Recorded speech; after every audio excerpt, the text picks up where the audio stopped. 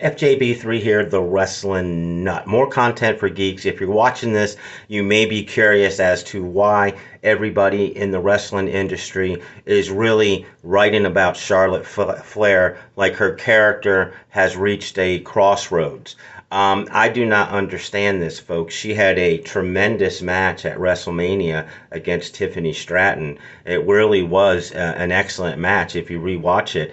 It was very physical and there was some good spots in the match. And Charlotte did her duty putting Tiffany Stratton over. Okay, I know the problem people have with Charlotte Flair was she was supposed to give Tiffany Stratton the rub during this feud, and it didn't happen. Really, it didn't happen that much. And the reason was, I think, because I read the tea leaves and I'm the wrestling nut, that Charlotte didn't think Tiffany Stratton was on par with her as a competitor in the sense of the entire package, not necessarily in the ring, but Charlotte saw Tiffany as being compared to her, and Charlotte was like, there's no way Tiffany Stratton is nearly on my level. She may be a decent performer in the ring, but as a character and on the mic, she needs a ton of work. So I think Charlotte took umbrage to the feud as, you know, a comparison of a young Tiffany Stratton trying to be the next Charlotte Flair. I think Charlotte said, no, she's not even close to that. I think Charlotte said this in her head. She might have said this out loud. I do not know. But what happened, if you read the tea leaves like the Wrestling Nut does, is that Charlotte, in every exchange with Tiffany Stratton, and they should have known this, WWE creative. I guess Charlotte maybe didn't express it to you that she was going to challenge Tiffany Stratton on the mic. But apparently, they just put Tiffany out there. The first one was a side-by-side, satellite type interview, and the second one was in the ring. And both times, Charlotte Flair didn't do anything wrong in my estimation. She was just doing what she does. She's a heel and she generates heat. And if she has what she sees as an inferior opponent, especially on the microphone, she's going to challenge her. And when she challenged Tiffany Stratton, she never rose to the occasion. Now, I don't know if Tiffany Stratton needs talking points. I don't know if she can just talk on her own without writers. But that's what Charlotte Flair did twice. Okay, and the second time was in the ring, and Tiffany reacted by, saying a comment about Charlotte Flair's divorce after Charlotte Flair made a comment about her boyfriend sliding into the DMs. It got personal then because Tiffany's like, aren't you supposed to be here to make me look good?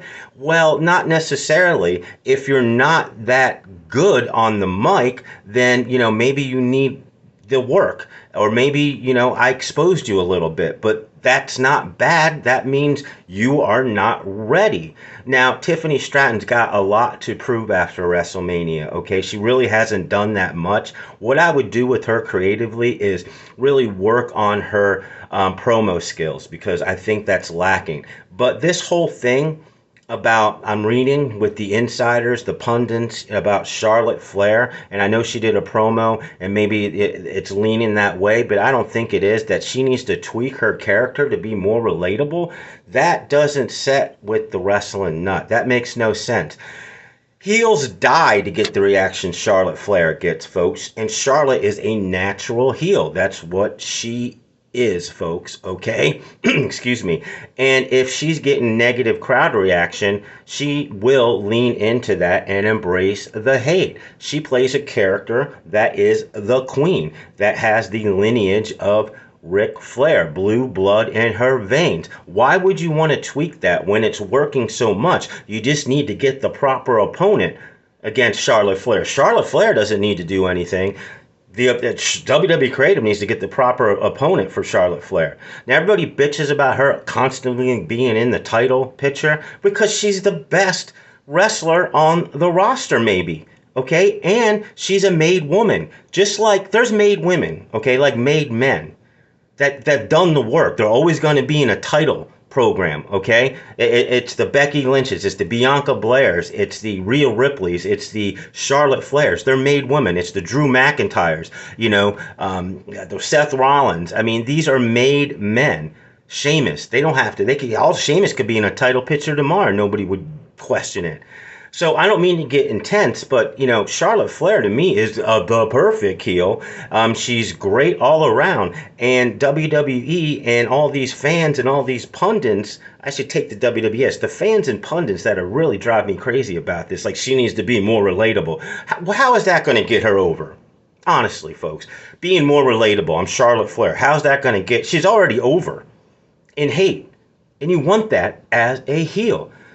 Folks, please like or subscribe if you get anything from my content because I love doing this and I'm getting a lot of things right, and these videos are getting a lot of traction. So leave me a comment. I will respond. Love to get your input, your views. I know I miss a lot of stuff, but that's my take on Charlotte Flair and all this crap coming from the internet wrestling community about her character.